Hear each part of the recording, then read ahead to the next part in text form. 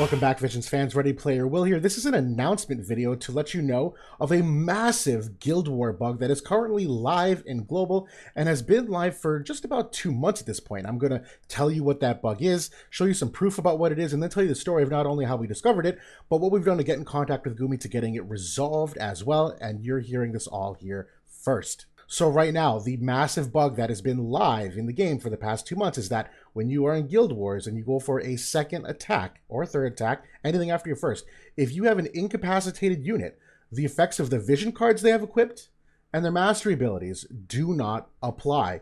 Said differently, let's say you have a character that has a 15% agility vision card on them. They die in your first fight. In the second fight, your teammates that are still alive will no longer have that 15% agility applied. Now, this is new. The game has not functioned like this since day one, and obviously has massive balance ramifications when you think about what you might lose if you have a character that loses the 20 AoE resistance card or the 15% agility, or if you're running an evasion team and a character with 35% luck vision card dies, drastically changes how strong your team is for that second attack or defend. Now I'm going to show you a video that I took this morning proving it, and then I'm going to tell you the story about how we discovered it and what we did to go fix it and how we involved Gumi in this. So what I've done here, I've created a mock Guild War team. I have Celeste and Winter Ramada, and I intentionally have Winter Ramada using the Golem Vision card, which is 25% HP to the party. Ramada also has a 10% HP to units. I've set up a mock defense here just to prove, and get it over with quickly, what happens when Winter Ramada dies. And I could show you screenshots, but I'm actually going to show you the live video just so you can see it. It's not just me cherry picking some screenshots. Now I'm making some small cuts in the video here for time, and I've blocked out some things that are privy to VIP in terms of builds, so sorry for some blacking out some of the screen here.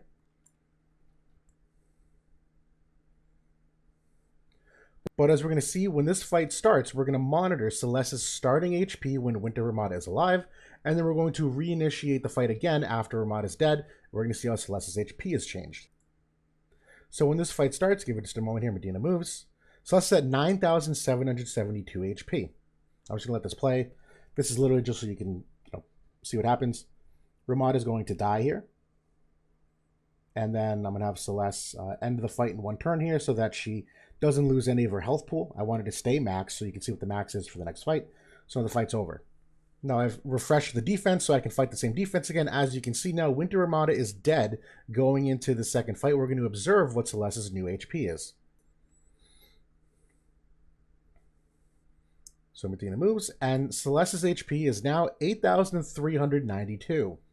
Now, if we're looking at the math of this, Celeste's total HP in the first fight was 9,772. Her base HP is 3,946, which is what these stats scale off of. So if we were to look at Ramada's 10% MA2, that should give Celeste another 395 HP. And the Golem gives 25% HP, which is 987. So when Winter Ramada dies, Celeste will lose both of these portions of her HP to bring her down to 8,391. And that's what it's at. It rounds up at 8,392. So the effects of Winter Ramada's Vision Card and Mastery ability are confirmed to not be applying to the second fight here. So now let me tell you a little bit about how this came to be and what the story behind it is. Now, we observed in JP, someone had released a tweet kind of observing something funky going on with second Guild War attacks, with some of the numbers not seeming right to what they had been mocking with. And VIP immediately started doing research on this, myself included, running tests like these. And we did discover that the bug is also true in global, that this obviously does not take effect. We have basically an entire history of all of our guild records intact. We have recordings of every single attack and what people are running for defense and offense. So we have the stats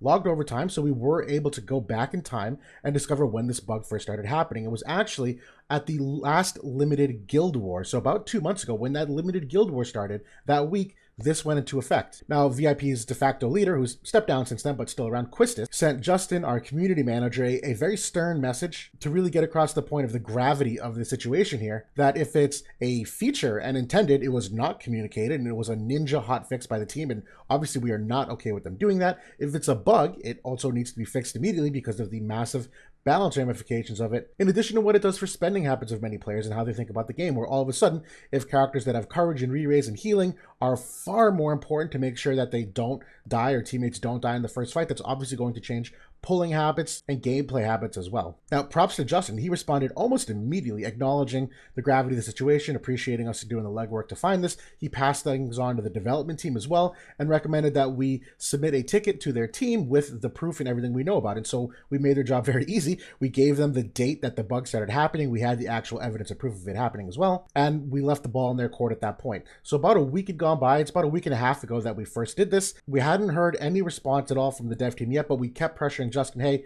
looking for updates, and Justin continued to confirm that the team was looking at it. And just a couple days ago now, finally a formal announcement was made on the JP side of things. In game, they finally made this announcement that in the second guild battle, and third and fourth, the effects of master abilities and party abilities of incapacitated units do not occur, and they are fixing it in JP this week. Now, at this time, there isn't any update if and when this comes to global as well, but at least they've now acknowledged it. They do have a fix in place. Obviously, my hope is that they don't wait for us to be at the same place JP was when this gets patched. I would hope they expedite it to be much sooner so that global can also see this change. And if they don't, I think it's fully within our right to demand that they do. But now that we've given Gumi an opportunity to address it, whether it was a bug, whether it's intended, whether it's going to fixable, whether it's not, it's now the proper time to make an announcement about this to make sure that everybody knows, everyone's cognizant about it. But hopefully this is helpful for all of you in your guild wars, that now when you go into second attacks, you will now know what to expect from a balance perspective, or why you may not be winning or losing how you may have actually predicted. Just a big thank you to all parties involved as well. Really appreciate Justin's turnaround on this and